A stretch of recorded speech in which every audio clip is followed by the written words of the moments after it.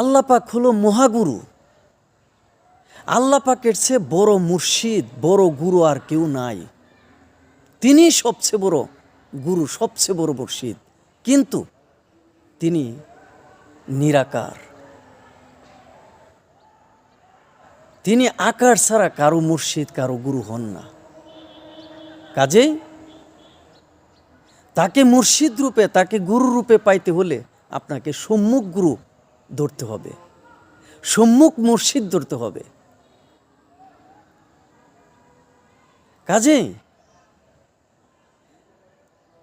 নিরাকার খুদাকেও যদি আপনি মুর্শিদ রূপে, গুরু রূপে পাইতে চান, তাহলে আপনাকে সম্মুখ গুরু, সম্মুখ মুর্শিদের কাছে যেতেই হবে। উনাকে ধরলেই আপনি আল্লাহকে পেয়ে যাবেন। ধন্যবাদ।